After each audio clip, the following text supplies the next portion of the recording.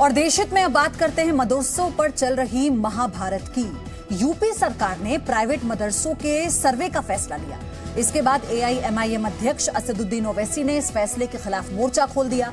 ओवैसी ने आरोप लगाते हुए सरकार के मदरसों के सर्वे की तुलना मिनी NRC से कर दी।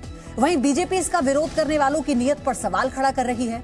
बीजेपी के मुताबिक गैर मान्यता प्राप्त मदरसों की फंडिंग की जानकारी बेहद जरूरी है और अब मदरसों के छात्रों को संस्कारी बनाया जाएगा।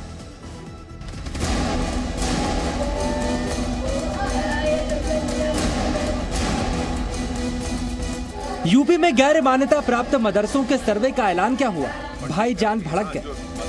AIMIM के चीफ असदुद्दीन ओवैसी को सर्वे में साजिश नजर आने लगी। इसके बाद तो ओवैसी की तरफ से आरोपों की बौछार लगा दी गई। मदरसों पर सर्वे को ओवैसी ने मिनी NRC कह दिया।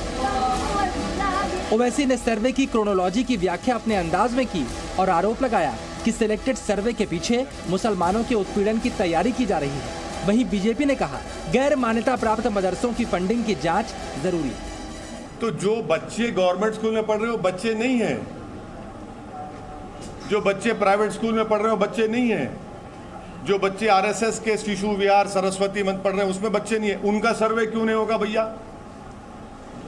आप एक सिलेक्टेड टारगेटेड सर्वे कर रहे हैं ताकि डेटा हासिल करने के बाद उनको हरास किया जाए। अगर वहां का मुख्यमंत्री चाहता है कि मुसलमानों को अच्छी शिक्षा मिले, लेकिन ओवैसी को दर्द कुछ और है कि कहीं ये तो ना पता चल जाएगा कि कौन बांग्लादेशी है कौन रोहिंग्या है। मदरसों की जांच होनी चाहिए, मस्जिदों की जांच होनी चाहिए।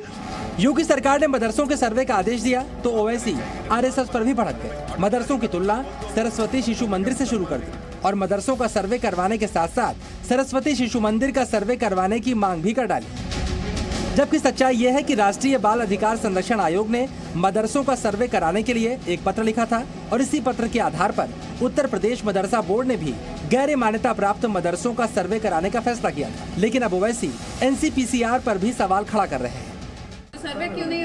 सर्वे मॉडर्नाइजेशन के लिए नहीं हो रहा है। देखिए आप लोग समझ नहीं रहे, क्रोनोलॉजी समझिए, ऐसा समझाएंगे आपको। सर्वे किस लिए हो रहा है? क्योंकि national commission for child protection rights ने कहा।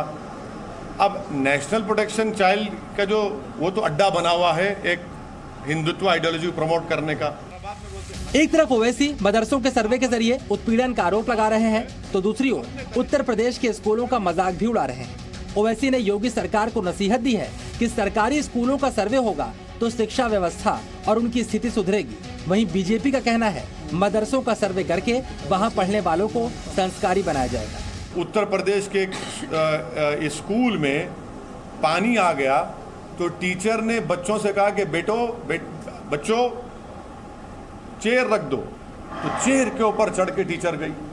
उसका सर्वे नहीं हो रहा है। वो सही दिशा में संस्कार युक्त और शिक्षा ग्रहण करें, इस तरह से प्रयास है। तो ये तो यदि पूरे देश के अंदर सर्वे होना चाहिए। चलिए अब आप उत्तर प्रदेश समेत कुछ अन्य राज्यों में मान्यता प्राप्त और गैर मान्यता प्राप्त मदरसों की संख्या के बारे में भी जान लीजिए। उत्तर प्रदेश में 11,621 मान्यता प्राप्त मदरसे हैं, जबकि 2,907 मदरसे गैर मान्यता प्राप्त हैं। पश्चिम बंगाल में मान्यता प्राप्त मदरसों की संख्या 609 है, जबकि गैर मान्यता प्राप्त मदरसे इससे ज्यादा 685 हैं। राजस्थान में 2,464 मदरसे मान्यता प्राप्त, जबकि 29 गैर मान्यता प्राप्त हैं। मध्य प्रदेश में 1,884 मदरसे मान्यता प्राप्त, जबकि 85 गैर मान्यता प्राप्त हैं। वहीं बिहार की बात करें तो यहाँ पर 1,582 मदरसे मान्यता प्राप्त और 175 गैर मान्यता प्राप्त हैं। ऐसे में बीजेपी की ओर से कहा जा रहा है कि जो मदरसे मान्यता प्राप्त हैं वहाँ यूपी में पूरी सुविधाएं मिल रही हैं। ऐसे में जो भी नेता मदरसे में सर्वे को लेकर झूठ फैला रहे हैं उनका मकसद कुछ और नजर आता है। सबसे पहले तो मैं उनके इस बात को खंडन करता हूँ कि मुसलमान कमज़ोर है, मुसलमान को सताया जा रहा है। ये उनकी मानसिकता कमज़ोर हो गई है। विपक्ष के लीडर शफीकुर रहमान बर्क, असदुद्दीन ओवैसी जैसे लोग जो धर्म को आधार बना के अब तक भारत के अंदर राजनीति के द्वारा नफरत फैला रहे थे। यूपी के अलावा असम के मुख्यमंत्री हिमंता बिस्वा शर्मा भी मदरसों को लेकर अपनी राय रख चुके हैं।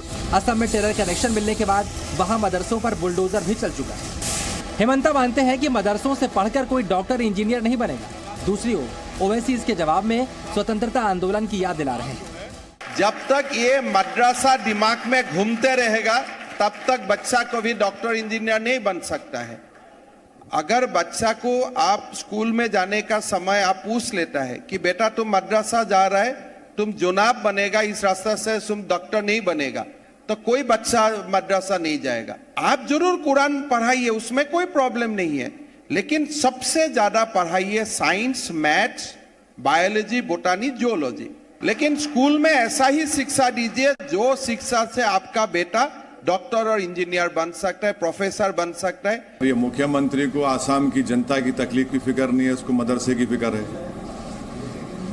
ये मुख्यमंत्री को जानना चाहिए, जो हिस्ट्री का वीक स्टूडेंट है, कि जब संघी लोग अंग्रेज़ों से मिले हुए थे और जेल में बैठकर अंग्रेज़ों से माफ़ी की भीख मांग रहे थे, यही मदरसे के जिम्मेदारों ने अंग्रेज़ों के खिलाफ जिहाद का फतवा दिया। यही मदरसे से पढ़ने वाले लोगों ने अंग्रेज़ों के खिलाफ अपनी जानें दे दी। कुल मिलाकर असम से लेकर यूपी तक मदरसों पर बहस जारी है। फिलहाल यूपी में गैर मान्यता प्राप्त मदरसों का जो सर्वे इस महीने शुरू होगा, उसकी रिपोर्ट जिलाधिकारी 25 अक्टूबर तक सरकार को सौंप देंगे और इसके बाद ही सर्वे के नफे नुकसान का सच सामने आ पाएगा। ब्यूरो रिपोर्ट, जी मीडिया।